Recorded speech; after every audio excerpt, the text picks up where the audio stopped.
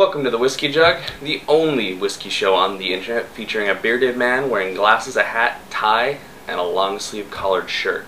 I'm your host Josh, and today we're doing a review, a last class review, of the Russell's Reserve 10-year small batch bourbon.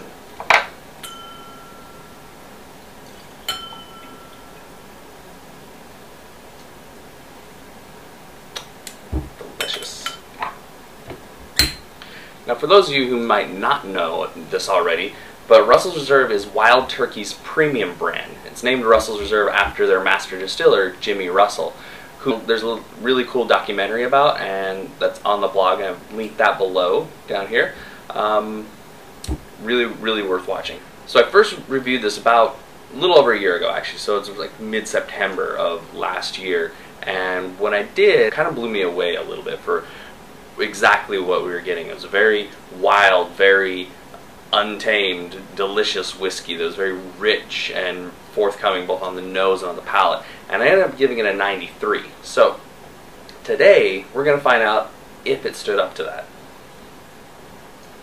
So on the nose, it's still very rich. There's a lot of still sweet vanilla, toffee, some of that red licorice, and the red licorice kind of nose has come up quite a bit over the last years. It's slowly gone down to empty.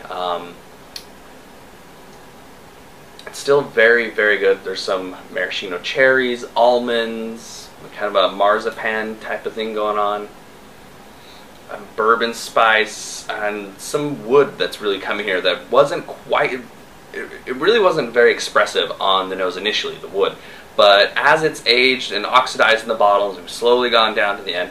It's more of that wood, those woody notes have started to come out, along with the red licorice notes, and it's actually, I can't say it's tamed down a little, but it's lost a little bit of that kick, a little bit of that wildness, and some of the caramel notes, things have really taken a little bit of a backseat to that red licorice, and some of the spice that started to come up a lot higher. There's a little bit of the that ubiquitous Wild Turkey bourbon spice with some of the rye notes in there that have started to come through a little bit higher.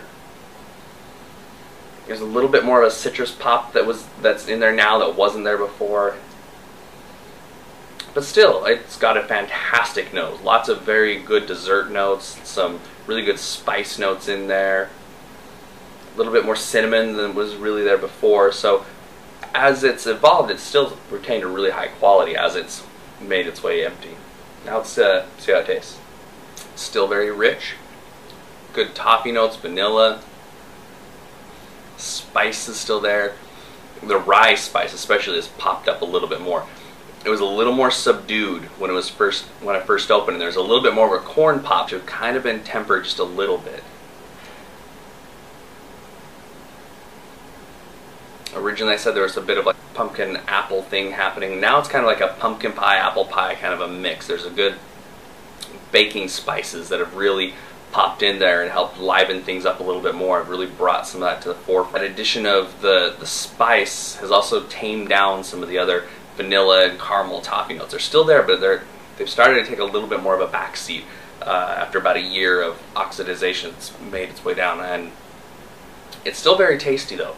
Still really good. There's, again, just like on the nose, the woody notes have come up a little bit more than they were previously. So we're seeing a lot, as this is oxidized, this has been aging in, well, not aging, because whiskey doesn't really continue to age in the bottle, but as it's changed, as it's been slowly making the slow march towards empty, there have been some woody notes and some spice notes that have started to show up more dominantly that weren't quite there when it first opened.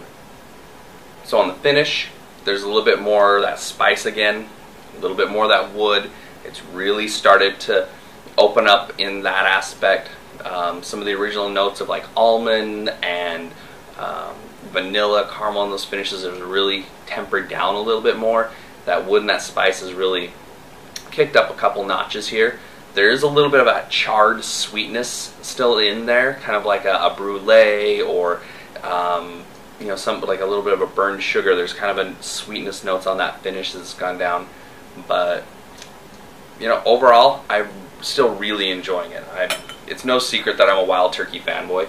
Everything that they make that's at least 100 proof and higher is just fantastic, and I absolutely love drinking the 101.